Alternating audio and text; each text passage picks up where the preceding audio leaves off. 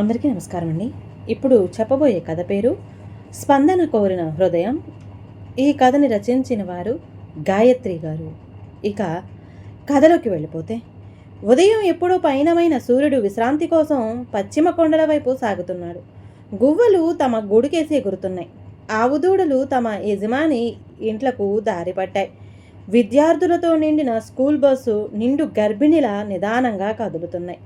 కార్యాలయంలో అలసి సొలసిన వారు ఇంటికి ఎప్పుడు వెళదామా అని ఒకటే మైన ఆత్ర పడిపోతున్నారు. వీరందరితో పాటు సూర్యప్రకాశ్రావు కూడా తన కార్యాలయం నుండి ఇంటికి బయలుదేరాడు.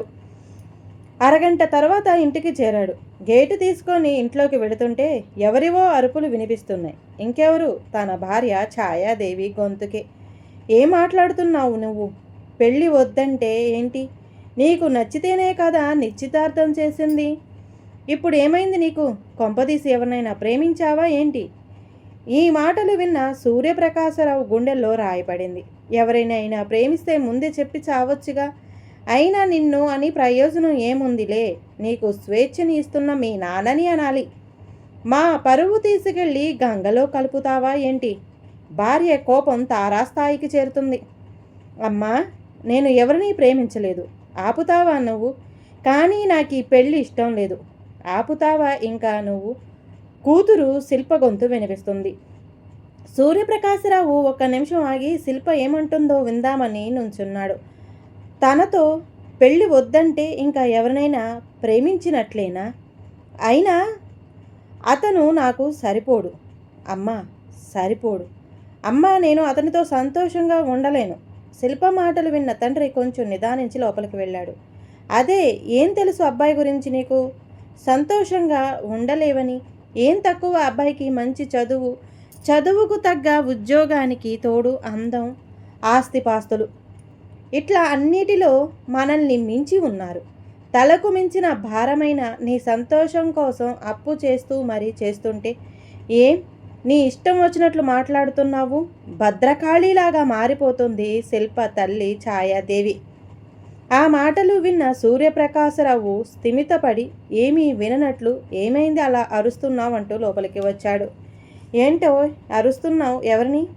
ఏమీ తెలియనట్టు భార్య వంక చూస్తూ అడిగాడు సూర్యప్రకాశరావు. ఇంకెవరిని? మీ ముద్దులు కూతురు ఉందిగా, బాగా నెత్తికెక్కించుకుంటున్నారుగా.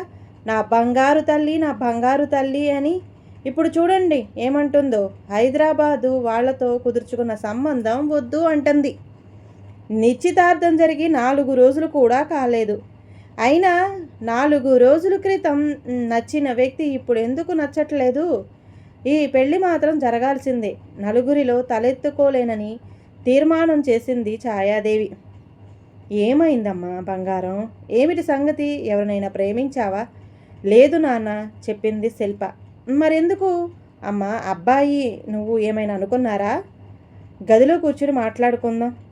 కూతురు భుజం మీద చెయ్యి వేసి గదిలోకి తీసుకెళ్లాడు సూర్యప్రకాశం. ఏమైందమ్మా? ఎవరైనా ప్రేమించావా? తల అడ్డంగా ఊపింది శిల్ప. మరేంటి? అతని గురించి ఎవరైనా చెడుగా చెప్పారా? అతను నీకు నచ్చలేదా ఏంటి తల్లి? ఎన్ని ప్రశ్నలు అడిగినా మౌనంగా కూర్చుని ఉంది శిల్ప. ఇలా కూర్చుంటే ఎలా తల్లి? ఏదైనా సమస్య చెబితేనే కదా మాకు మాత్రం తెలిసేది. సమీర్ నీతో ఏమైనా చెడుగా మాట్లాడా? దేనికి శిల్ప దగ్గర సమాధానం లేదు. ఇలా మౌనంగా కూర్చుంటే ఎలా? పెద్దవాళ్లతో వ్యవహారం గదమ్మా, గదమాయించాడు సూర్యప్రకాశరావు. ఇప్పుడని ఏం లాభం? నా కూతురు బంగారం, నా కూతురు బంగారం అన్నారు. ఇప్పుడు తెలిసి వచ్చింది. మా అక్క చెల్లెళ్ళు ముందు నా పరువు ఏం కావాలి? అందరికంటే నా అల్లుడు కోటీశ్వరుడని, అందగాడని గర్వంగా చెప్పుకున్నాను.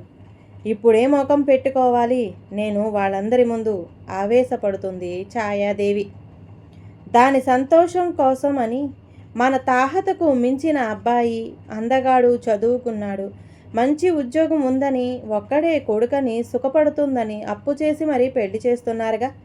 ఈవిడి గారికి ఆ పెళ్లి కొడుకు నచ్చలేదట. మీరేం చేస్తారో నాకు అనవసరం. ఎలాగైనా తాను ఆ అబ్బాయినే పెళ్లి చేసుకోవాలి. నేను మాట్లాడుతున్నానుగా అమ్మాయితో, నువ్వు వెళ్ళు అరచి పంపించాడు సూర్యప్రకాశరావు భార్యను. సమీర్ శిల్పల నిశ్చితార్థమయ్యి 4 రోజులైంది. సూర్యప్రకాశరావు ఆలోచిస్తున్నాడు. కూతురు తనతో ఏదో దాస్తుందని మాత్రం అర్థమైంది. చెప్పడానికి సందేహిస్తుంది అని మాత్రం అర్థమైంది. నిశ్చితార్థం రోజున ఏం మాట్లాడుకున్నారమ్మా మీ ఇద్దరు? ఏమైనా మనస్పర్ధలు వచ్చినాయా? నేను అడిగేదా ఒకసారి సమీర్కు ఫోన్ చేసి అన్నాడు సూర్యప్రకాశ్రావు. నువ్వు అతనితో మాట్లాడుతున్నావు కదా ఈ 4 రోజుల నుంచి అడిగాడు అనుమానంగా. తన కూతురు ఈ 4 రోజుల నుంచి స్మార్ట్ ఫోన్ వదలకుండా తిరగటం గుర్తొచ్చి అడిగాడు. అది కాదు నాన్న, నోరు విప్పింది శిల్ప. చెప్పమ్మా, తల నిమిరాడు. చెప్పటం ప్రారంభించింది. నేను సమీర్ పెళ్లి చూపుల తర్వాత ఫోన్లో మాట్లాడుకోలేదు. అతను నా నెంబరు తీసుకుంటాడేమోనని చూశాను, అడగలేదు. నాకు ధైర్యం చాలక అడగలేదు. కానీ నిశ్చితార్థం రోజు అడిగాను. మీరు ఫోన్ చేస్తారేమో అనుకున్నాను, నా నెంబర్ తీసుకోలేదేంటి అని. అందరూ ఇప్పుడు ఫోన్లోనే మాట్లాడుకుంటున్నారు కదా, నేను మీకు నచ్చలేదా? No Shilpa, you are looking so beautiful. I think you are the perfect life partner to me. I am very busy. ఏమైనా ఉంటే పెద్దవాళ్ళు మాట్లాడతారు కదా అని చెప్పాడు సమీర్. సమీర్, నాకు ఎప్పటి నుంచో ఒక కోరిక. అదేంటో తెలుసా? నాకు ప్రేమలేఖలు రాయాలని. నా ప్రియుడు శ్రీవారు మీరే కదా, అందుకే మీకు రాసి పంపుతాను. సమీర్ నవ్వాడు చిత్రంగా. ఆ తర్వాత ఒక ఆలోచన కలిగింది నాకు. సమీర్ పెళ్ళయ్యే వరకు no phones, no video calls, only chatting in WhatsApp అన్నాను. ఎందుకంటే నాకు ఈ మనిషితో మాట్లాడే దానికంటే నా భావాలకు అక్షర రూపం ఇవ్వడం ద్వారా ఎక్కువ ఆనందం కలుగుతుంది అనిపించింది. మీకు ఓకేనా అన్నాను. అదీ కాక నా మీద అతనికి ప్రేమ అక్షరాలలో నా కనుల ముందు కనిపిస్తుంటే తనివి తీరా ఎన్నిసార్లు చూసుకోవచ్చు అనిపించింది. కూతురు చెబుతున్న విషయం ఆశ్చర్యంగా వింటున్నాడు. అంటే ఈ 4 రోజుల నుండి మీరు ఫోన్లో మాట్లాడుకోవడం లేదా? లేదు నాన్న. Okay, very nice idea. ఆ తర్వాత ఏమైంది అడిగాడు సూర్యప్రకాశరావు. నాన్న మీరే చూడండి అంటూ తన సమీర్తో చేసిన చాటింగ్ తండ్రికి చూపించింది శిల్ప. నాన్న మీరే చూడండి అంటూ తన సమీర్తో చేసిన చాటింగ్ తండ్రికి చూపించింది శిల్ప. చూడండి నాన్న, పర్లేదు. తండ్రి చేతిలో ఫోన్ ఉంచింది శిల్ప. ప్రియాతి ప్రేమైన శ్రీవారికి మిమ్మల్ని మదిలో నిలుపుకొని నేను మీ గురించే ఆలోచిస్తున్నా. నాకు రాద్దామంటే మాటలు పెదాలు దాటి రావట్లేదు. గుండె గొంతుకలో కొట్టుకుంటుంది. కిందకు వాలిన కనురెప్పలకు కొత్తగా తెలిసిన సిగ్గుతో తల ఎత్తలేకపోతున్నాను. ప్రేమలేఖ రాయటం ఇంత కష్టమా? అయినా నీతో చెబుదామనుకున్నాను. ఊసులన్నీ రాత్రంతా నా తలగడతో చెప్పేశాను. చిత్రమేంటో తెలుసా? తెల్లారేసరికి ఎంత అహం వచ్చిందో దానికి. శిల్ప, నీ మనసులో ఇన్ని చిలిపి తలపులు ఉన్నాయా? నీ సంగతి చెప్తా చూడు అంటూ బెదిరిస్తున్నట్లు ఉంది. అసలే ఉదయం నుండి అలసి సొలసి ఉంటారు. నా ఊసులు బాసలు వింజామరలై అలా అలా తేలుకుంటూ మిమ్మల్ని చుట్టుకున్నాయి. ఒక్కసారి సరిగ్గా మనసుతో చూడండి, మైపరిపిస్తాయి. నిదురుపో నేస్తమా, జో కొడతా నేను. ఏంటి పిచ్చి అనుకోకండి. చిన్నప్పుడు టీవీలో పెళ్లి సందడి సినిమా చూశాను. అందులో హీరోయిన్ ప్రేమతో భర్తకు పంపుతున్న ప్రేమలేఖ పాట ఉంది కదా. ఆ సినిమా చూసినప్పటి నుంచి నాకు కూడా అలాగే రాయాలని కోరిక. జామ చెట్టు అయితే లేదు, కానీ నా భావాలు కూడా మీ మీద అలాగే ఉన్నాయి. ఒక్కసారి ఆ పాట చూడండి. ఆ మెసేజ్ చదివి కూతురు శిల్ప వంక చూశాడు తండ్రి. తల వంచుకొని కూర్చుని ఉంది. వాళ్ళ వ్యక్తిగత విషయాలు చదవటమే తప్పేమో అనిపించింది సూర్యప్రకాశరావుకు. పర్లేదు నాన్న, చదవండి. అటు నుంచి రిప్లై. గుడ్ నైట్ శిల్ప, నిద్ర వస్తుంది. ఏదో పాట చూడమన్నావు. నాకు తెలుగు సినిమాలంటే అంత ఇంట్రెస్ట్ ఉండదు. సరే, ఖాళీగా ఉన్నప్పుడు చూస్తాను. అంతే సమీర్ నుండి రిప్లై.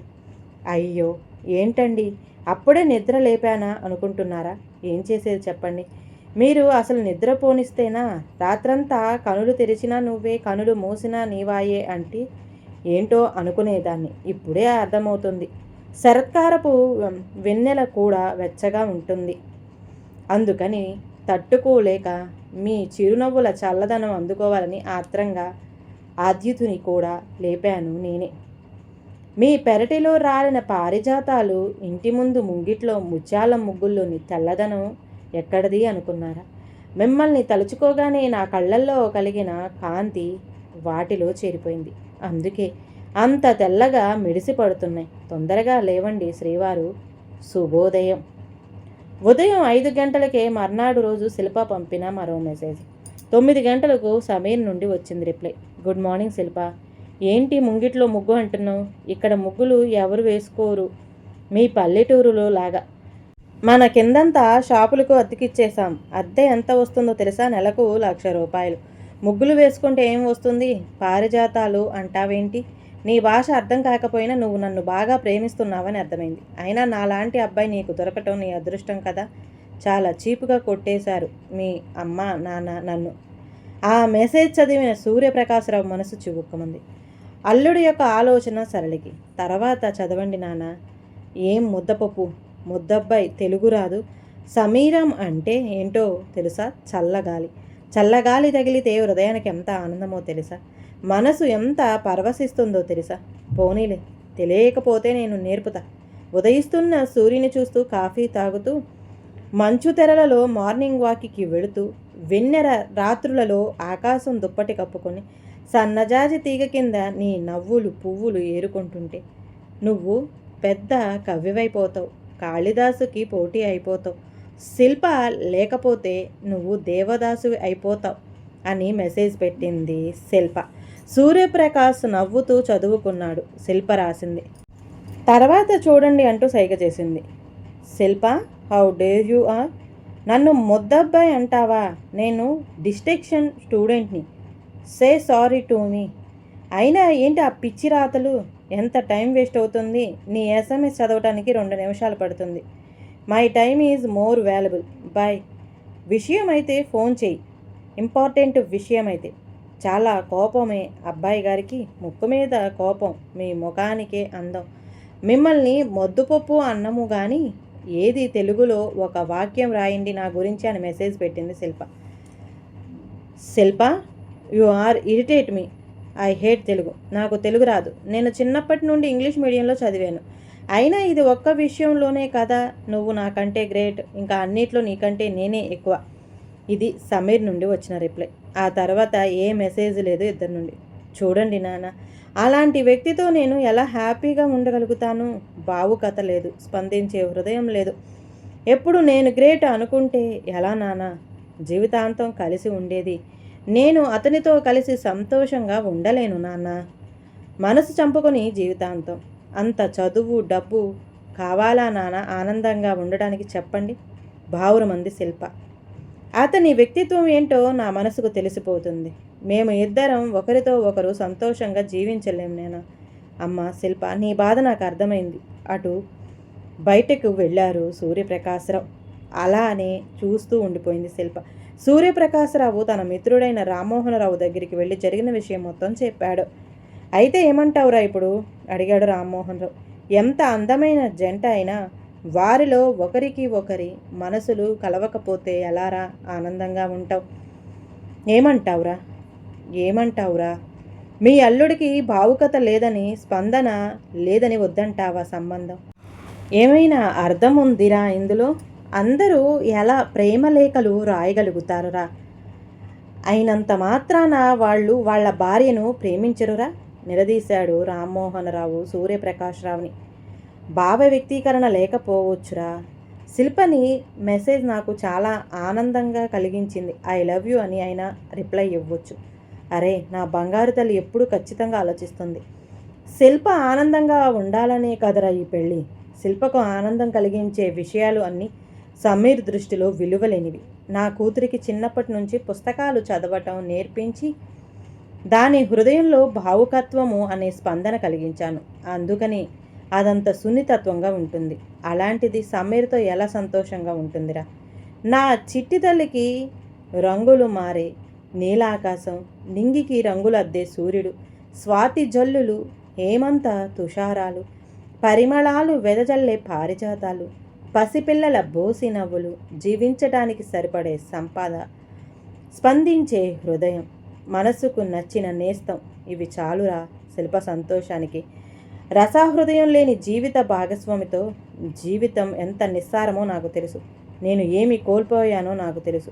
నా జీవన ప్రయాణంలో ఆనందాల హరివిల్లు నా బంగారు తల్లి, ఆవేశంగా చెప్పాడు సూర్యప్రకాశరావు. మన అమ్మాయి డాక్టర్ అయితే అల్లుడు కూడా డాక్టర్ కావాలనుకుంటాము. మన అమ్మాయి గవర్నమెంట్ టీచర్ అయితే అల్లుడు కూడా గవర్నమెంట్ టీచర్ అయితే బాగుండు, సెలవులు ఆనందంగా గడుపుతారు అనుకుంటాం. అమ్మాయి సాఫ్ట్వేర్ ఇంజనీర్ అయితే అల్లుడు కూడా సాఫ్ట్వేర్ అయితే బాగుండు, సమస్యలు అర్థం చేసుకుంటారు అనుకుంటాము. అలాంటిది అమ్మాయి భావాలు కలిగిన అబ్బాయి కావాలి అని కోరుకుంటే తప్పేముంది? సూర్యప్రకాశరావు తన నిర్ణయాన్ని దృఢంగా చెప్పాడు. సరేరా, మన మంచికే జరిగింది అన్నాడు రామ్మోహన్ రావు మిత్రునితో ఏకీభవిస్తూ. ఫోన్ చేసి సంబంధం వద్దని చెప్తాను అంటూ మిత్రుని వద్ద నుంచి దృఢమైన నిర్ణయంతో బయలుదేరాడు. ఇంటికి వస్తున్న తండ్రి వంక శిల్ప తదేకంగా చూస్తుంది. నా బంగారు తల్లికి నచ్చనిదేది ఈ సూర్యప్రకాశరావు కూడా నచ్చదు. శిల్ప ఆనందంతో పొంగిపోయింది. తండ్రిని చుట్టుకుపోయింది. ఛాయాదేవి అరుపులు, తండ్రి ప్రేమ పారవస్యంలో మునిగిపోయిన శిల్ప చెవిని చేరలేదు. కూతురు మనసు అర్థం చేసుకుని ప్రతి తండ్రి ఈ కథ అంకితం. ఇప్పుడు సూర్యప్రకాశరావు మంచి భావుకత గల బ్రహ్మచారి కోసం వెతుకుతున్నాడట. ఈ కథ గనక నచ్చితే ప్లీజ్ అండి లైక్ చేయండి, అలాగే ఛానల్ని సబ్స్క్రైబ్ చేసుకోవటం మాత్రం మర్చిపోమాకండి. మీ విలువైన అభిప్రాయాన్ని కామెంట్ బాక్స్లో కామెంట్ చేయండి. అందరికీ ధన్యవాదాలండి.